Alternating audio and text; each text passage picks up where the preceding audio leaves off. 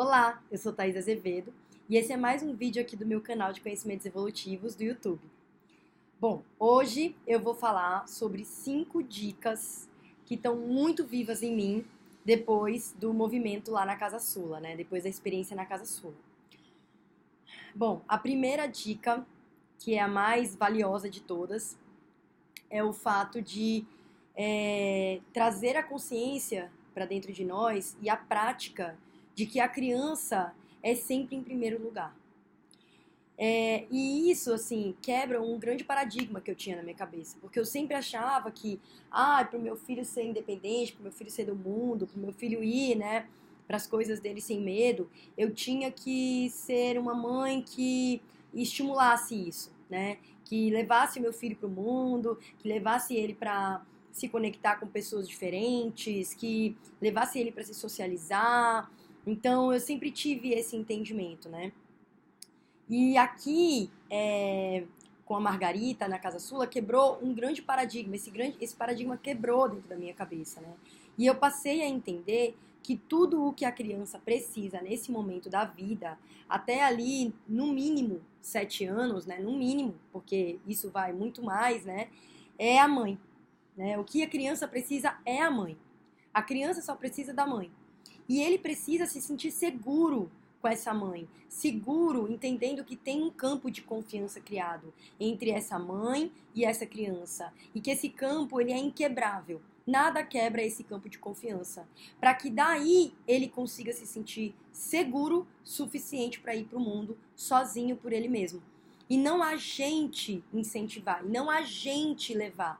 Nós, mães, só temos que estar ali, presentes para ele, dando amor incondicional. Amor incondicional o tempo inteiro que essa criança precisa. Então, quando você está conversando com um outro adulto, quando você está fazendo alguma outra coisa, alguma tarefa, cozinhando, né? E o seu filho fala, mamãe, né? Você tem que estar ali. Você tem que estar ali para ele. Você tem que falar, oi, eu tô aqui, filho. Eu tô aqui, né? Se eu tô conversando com uma pessoa agora, eu combino. Então, eu falo, olha, quando meu filho falar comigo, né, eu vou ouvir o meu filho. Então, a gente vai ter uma conversa, mas pode ser que eu tenha que parar em alguns momentos, né? Então, esse combinado, para que sempre a criança esteja em primeiro lugar. Para que sempre eu possa olhar para o meu filho assim que ele me chama e ele tenha a segurança de que eu tô ali para ele. E aí, isso a gente pode pensar, né, com as nossas crenças limitantes, como eu mesma tinha, né?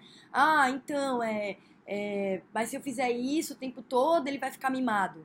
Porque se eu fizer isso o tempo todo, ele vai ficar muito apegado a mim, né? Uau! É o oposto. Eu descobri aqui que é exatamente o oposto. Quanto mais ele precisa e mais eu estou para ele, e menos eu estou para ele, mais ele se sente apegado a mim. Né? Então, quanto mais ele precisa e menos eu estou, mais ele se sente apegado a mim. Quanto mais ele precisa e mais eu estou, mais ele se sente seguro e ele pode ir para o mundo. Isso foi uma grande quebra de paradigma para mim. E o trabalho é esse. O trabalho nesse agora é estar com ele, trazendo essa segurança, essa confiança no coração, dentro do tempo que ele precisar, para que ele vá se sentindo seguro o suficiente para ir caminhando em direção ao mundo, aos outros, à vida, né? Então isso foi muito valioso. A segunda dica é assim, a gente tem mania, né, de estar conversando com outros adultos e daí de repente surgiu o papo sobre o nosso filho e aí assim, né, ficar falando sobre o nosso filho na frente dele. Quem nunca, né? Que mãe e pai nunca fez isso, né? E isso é muito prejudicial para a criança e para a relação com a criança. Porque o que acontece muitas vezes é que, primeiro que se eu tô falando mal dele, né, ferrou. Aí eu já tô criando toda uma história na cabecinha dele, mostrando para ele tudo aquilo que, né, que eu não aprovo, que eu não quero, que, né, ou seja, quebrando totalmente esse campo de confiança que eu tô tentando construir com ele, né? Se eu tô falando qualquer coisa positiva, então, olha que lindo que ele fez, e olha que tal, e vangloriando ele na frente dele, né? O que vai acontecer? Essa criança, ele vai entender né, que aquilo foi muito bem aceito, que aquilo foi muito legal ele ter feito para mim enquanto mãe ou para um outro adulto, né? E ele vai passar a fazer isso por outros motivos e não por ele. Ele vai justamente passar a fazer isso por mim ou para chamar a minha atenção e vai utilizar muitas vezes esse gatilho para quando ele precisar chamar muito a minha atenção, né? Ele vai utilizar disso. Então, já aconteceram várias vezes, né, do Mikael fazer isso comigo, de eu ter, sei lá, comentado alguma coisa que eu acho engraçado que ele faça, uma fala, um jeito, e bem na hora, bem naquele momento que eu não tô conseguindo ali dar aquela total atenção, ou que eu não tô ali 100% presente porque eu tô fazendo alguma coisa ao mesmo tempo, para ele chamar a minha atenção, ele vem e faz essa brincadeira, ou ele vem e fala essa palavra, ou ele fala essa frase, ou ele tenta me mostrar aquilo que ele mostrou da outra vez que eu achei legal. Então, ele usa isso, né? A criança usa isso como ali uma ferramenta, né? Para utilizar, para chamar a nossa atenção para outras questões, né? Não necessariamente porque ele quer fazer aquilo, não necessariamente porque ele quer falar sobre aquilo. Então, a gente precisa tomar muito cuidado, enquanto pais, enquanto adultos, né, na frente dessa criança, de não criar dentro dele, né, toda uma lógica de ele estar atuando e se expressando na vida a partir de algo que venha do outro, tá? Então, essa é uma segunda dica super valiosa. A terceira dica: silêncio é ouro. Nessa fase, eu já falei isso num dos meus vídeos anteriores, nessa fase, onde a criança está aí de 1 a 7 anos mais ou menos, é uma fase onde ela está aprendendo a sentir. Ela está aprendendo a sentir o mundo, a experienciar o mundo através do sentir, né? Menos racional, menos fala, menos razão, mais sentir. É esse o movimento que essa criança está pedindo, é esse o movimento que ela está realizando, né? Reconhecendo o seu próprio sentir. E quanto mais eu me comunico na fala com essa criança, quanto mais eu falo racionalmente, eu tento explicar, eu tento entender, né? Quantos de nós, né, já em determinadas situações, não, meu filho, não pode, porque se você fizer isso, vai acontecer isso, isso, isso, isso. Não, meu filho, não faça desse jeito, porque você tem que fazer desse outro jeito. Olha como esse outro jeito é melhor, porque quando você faz desse outro jeito, blá, blá, blá, blá, blá, ferrou, né? Ferrou. Eu tô criando toda uma lógica ali com essa criança, né? Totalmente baseada no racional, no intelectual, e eu não tô permitindo que ela sinta por ela os movimentos, que ela sinta os processos, que ela vivencie as experiências por ela, né? E isso é muito, muito, muito comum da gente fazer. Conversar, e conversas mesmo, né? A gente achar que, eu preciso fazer com que meu filho fale e que, sei lá, com 3 anos ele esteja falando perfeitamente bem, que ele fale muito bem o português, ou que ele já comece a falar o inglês também, né? Então eu tô muito preocupada dessa criança se comunicar na fala, né?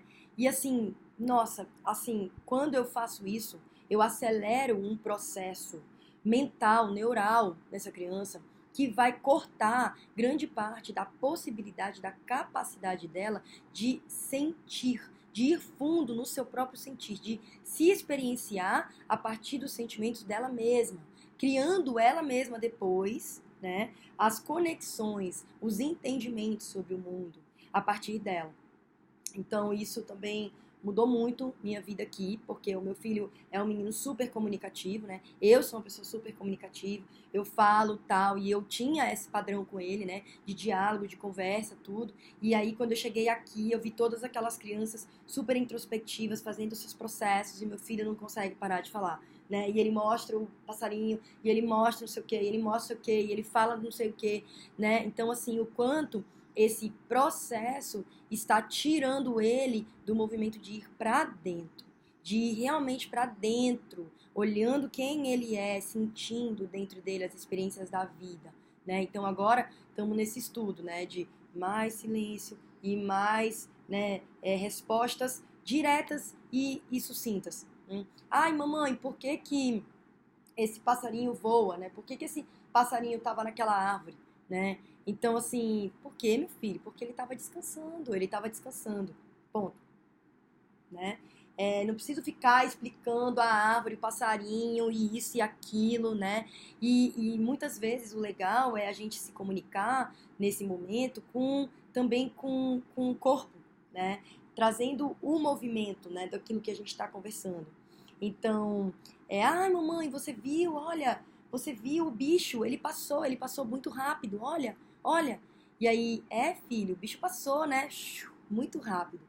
Então, a gente se comunicar com ele com expressões, né, corporais também, e mais nessa coisa dessa imaginação, né, e dessa brincadeira, dessa leveza, né, e não assim, filho, você viu, o bicho perigoso, o bicho feio, julgando, né, já as coisas a partir do meu padrão e das minhas crenças limitantes. Então, sair dessa lógica, né, do diálogo, mas sim, simplesmente essa comunicação mais direta, mais sucinta, mas também focada naquilo que está acontecendo ali, né? Na observação daquele fato. E não em inventar e trazer outras histórias, porque eu acho que meu filho tem que aprender as coisas logo, né? Não, eu quebro o processo dele, né? Bom, a quarta dica, essa também é sensacional, né? O que acontece quando, por exemplo, a gente está com o nosso filho e geralmente a criança vai lá, tropeça, tem um acidente, cai, né? O que nós, pais, geralmente fazemos, né? Avós, então, principalmente. A criança caiu, já corro lá, pego a criança, cato a criança no colo, meu filho gritando, chorando, já, calma, filho, mamãe tá aqui, né? Aquele desespero, né? A gente se desespera mais do que ele, às vezes, né? Um avô e a avó se desespera muito mais que a criança, às vezes. E ali, naquele momento, aquela criança, né, tá experienciando aquela queda que ela tomou. Ela tá experienciando uma consequência de um ato dela própria, de uma caminhada que ela fez, de um movimento que ela fez mais brusco e que ela caiu. Então, nesse momento, é muito importante que a gente respeite o processo dela e não chegue já tirando ela do chão e tirando ela do próprio movimento dela, mas que a gente chegue bem leve ali do lado dela, né? Se abaixe na altura dela e observe, né? E fale, filho, eu tô aqui, né? Eu tô aqui com você. Então, firma na presença e deixa com que a criança mesmo ela se movimente até você, ela diga o que ela está precisando, ela levante por ela mesma. Se ela quiser abraçar, ela vem e abraça, sabe? Ela vem e pede o acolhimento, mas ela precisa sentir o processo dela sair dessa situação. É um processo, é um movimento dela que precisa acontecer, né? Porque quando eu chego e tiro ela bruscamente desse movimento, né, eu corto, eu intercepto ela e eu deixo ela confusa, né? A criança geralmente ela fica confusa. O que está acontecendo aqui? Acabei de cair, tem alguém me pegando e não estou entendendo nem o que está acontecendo comigo, né? Não estou nem conseguindo sentir se está doendo e aonde está doendo, porque eu já estou sendo interceptada. Então a criança ela precisa desse processo, né? De ela sentir isso que está acontecendo, ela chorar, ela levantar e ela vir pedir a ajuda do adulto. Né? Ela precisa desse processo para ela se sentir segura no que está acontecendo ali. Porque senão ela fica totalmente insegura e ela não entende. Então isso também foi uma coisa maravilhosa que eu aprendi e já estou realizando, e não é fácil, né? Porque nosso impulso é muito grande de chegar e pai já querer pegar a criança, né? É um impulso ali muito forte. E aí eu estou aprendendo muito, eu estou acalmando, eu estou, sabe, indo no fluxo dele, no movimento dele, de uma forma bem tranquila. Então, estou aprendendo. É um processo, não é fácil pra gente, mas, sabe, é muito lindo quando você vê acontecendo o resultado disso.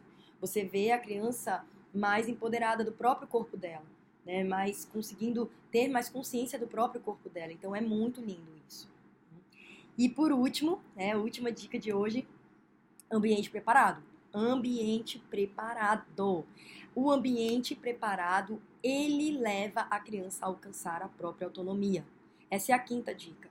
E ela é muito valiosa, porque assim, a gente tem uma casa e dentro da nossa sociedade, né, não existe, na lógica da nossa sociedade, um procedimento muito claro, né, ali de receber as crianças nos ambientes. né? Os ambientes, eles não estão preparados para uma vida de uma criancinha. Eles estão preparados só para a vida de adultos.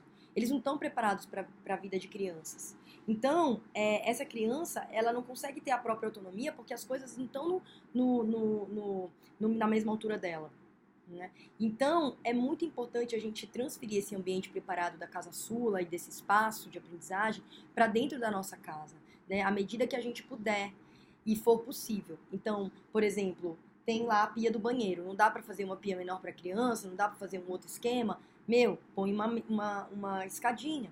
Põe uma escadinha. Ela precisa subir, ela precisa aprender a lavar a própria mão, ela precisa ter esse contato com a água por ela, sem eu precisar ficar segurando, sem eu precisar colocar ela em cima da pia. Mas ela ter essa capacidade de chegar até a água, né? Da mesma forma na cozinha, principalmente. Então, né, uma mesa de jantar, uma mesa de almoço, se ela não consegue pegar a cadeira, puxar e subir por ela mesma, sabe? Tem que ter ali uma mesinha pequena com uma cadeirinha para ela, tem que ter um espaço preparado ali para ela, com uma água, né, que ela sempre possa pegar por ela mesma, na altura dela, umas frutas, um paninho com uma aguinha para ela poder limpar a mesinha dela, né? Então, sempre trazer esses espaços, né? O quarto da criança, por exemplo, sabe? Não dá para eu ter um quarto de criança com um monte de coisa de brinquedo na altura de um adulto, né? Eu preciso ter tudo ali à mão dessa criança. As roupinhas, os sapatos dela, à mão dessa criança, né? Então, ela entra no quarto, o quarto é dela, esse espaço sagrado que é dela, e que ela aprende a entender o que é respeitar o próprio espaço, né? E cuidar do próprio espaço. Então, é importante que ela possa ter essa conexão com esse espaço, a partir desse lugar. Então, assim, muitas pequenas coisas, mas que são aprendizados muito grandes e que na prática vai para processos bem profundos de prática, a prática dessas dicas. Eu acabo falando um pouco mais sobre elas ao longo dos vídeos, então aqui é mais para consolidar mesmo, né? E para que vocês possam ir se aprofundando nos outros vídeos que eu vou lançar com esse passar dos dias aí, tá? E os que já foram lançados. Então, aproveita, né? Dá uma olhada nos últimos vídeos que foram feitos, estão falando sobre limite, estão falando sobre essa questão, né? Dos espaços, dos contornos. Então, é isso, galera. Muito obrigada. Tô aqui na Costa Rica, amanhã eu tô indo embora, embarcando dessa grande aventura e vou continuar postando os insights que são muitos para vocês aí nos próximos dias. Um beijo grande e tamo junto. Valeu!